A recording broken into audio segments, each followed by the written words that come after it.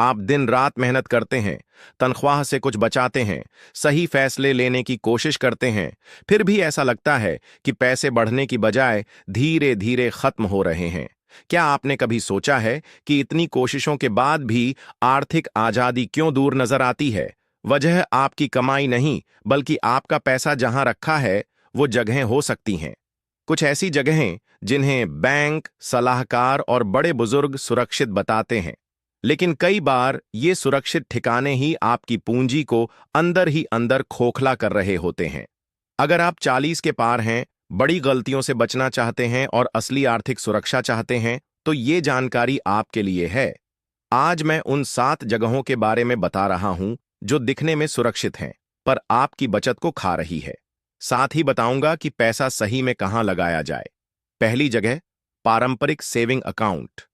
बड़े बैंक जिनकी saving account स्कीमें बेहद सुरक्षित लगती हैं, वहां पैसा रखने पर सालाना 0.01% से 0.05% ब्याज मिलता है, जबकि महंगाई करीब 4% है।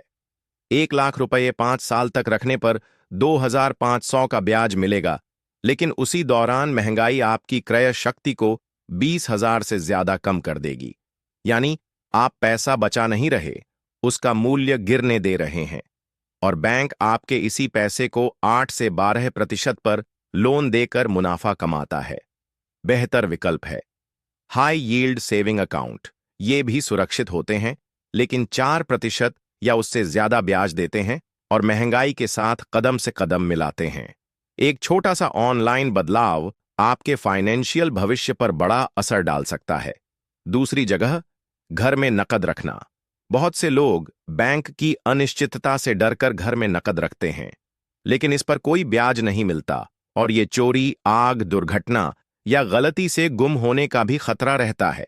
महंगाई हर साल उसकी कीमत कम करती है। 50,000 रुपये की कीमत 10 साल में 3% की महंगाई दर पर 37,000 रह जाती है। आंकड़ों के मुताबिक करोड़ों रुपये ऐसे ही घरों में रखे पड़े हैं जिनकी कीमत हर दिन गिरती जा रही है। सलाह है कि आप इमरजेंसी के लिए 20,000 से 50,000 रुपये तक घर में रखें। बाकी पैसा ऐसे खातों में रखें जहां वो आपके लिए काम करे। तीसरी जगह, फिक्स्ड डिपॉजिट। इसमें पैसे को 6 महीने, 1 साल या 5 साल के लिए बैंक में बंद कर दिया जाता है। ब्याज सेविंग अकाउंट से थोड़ा ज्यादा मिलता है, पर असली जाल यही है। वक्त से पहले निकालने पर जुर्माना देना पड़ता है। एक 12 महीने के एफडी पर 90 दिन का ब्याज काटा जाता है, और इमरजेंसी के वक्त जब पैसों की जरूरत होती है, तब भी ये पैसे निकालने में परेशानी होती है। वहीं महंगाई के मुकाबले एफडी भी पिछड़ जाता है। अगर पैसे की जरूरत 3 से 5 साल तक बिल्कुल नहीं है, तभी एफडी का विकल्प चुनें, वरना ये एक चमकदार जाल है। चौथी जगह, परमानेंट लाइफ इंश्योरेंस। ये बीमा प्लान सुरक्षा और इन्वेस्टमेंट दोनों का वादा करते हैं, लेकिन असल में ग्राहकों से ज्यादा फायदेमंद कंपनियों के लिए होते हैं। इनका प्रीमियम टर्म इंश्योरेंस से कई गुना ज्यादा होता है। कुछ हिस्सा बीमा कवर में, बाकी कैश वैल्यू में जाता है। इस कैश वैल्यू पर भारी चार्ज कटते हैं, और सबसे चौंकाने वाली बात, मौत के बाद आपके वारिसों को ये कैश वैल्यू नहीं मिलती, बस डेथ बेनिफिट मिलता है। कई लोग इसे न समझकर सालों तक प्रीमियम भरते हैं। बेहतर है सस्ता, सीधा टर्म इंश्योरेंस लें और बाकी पैसा खुद अपने चुने हुए निवेश में लगाएं। पांचवीं जगह, कार और अन्य घटती कीमत वाली संपत्तियां। अक्सर लोग कार को प्रॉपर्टी समझ लेते हैं, लेकिन सच ये है कि असली संपत्ति वो होती है जो आपकी जेब में पैसा डाले। कार, बाइक, बोट हर महीने बीमा, मेंटेनेंस, पेट्रोल, टैक्स और कीमत घटने के रूप में पैसे निकालते हैं। एक कार सालाना औसतन 75,000 रुपये की लागत बढ़ाती है। 5 साल में कार 40 से 60% तक अपना मूल्य खो देती है। जितना पैसा कार में लगाया, उतना ही इन्वेस्टमेंट अकाउंट में बढ़ सकता था। समझदार लोग कार को सिर्फ सफर का जरिया मानते हैं, न कि वैल्यू स्टेटमेंट। हमेशा सेकंड हैंड विश्वसनीय गाड़ी चुनें और बचा पैसा निवेश करें। छठी जगह, इमरजेंसी फंड के लिए स्टॉक। सेंसेक्स, निफ्टी सालाना 10 से 12% रिटर्न देते हैं। ऐसे में कई लोग इमरजेंसी फंड भी शेयर में डाल देते हैं। लेकिन बाजार का स्वभाव अस्थिर है। 2008 और 2020 जैसे समय में बाजार 30 से 40% गिरा।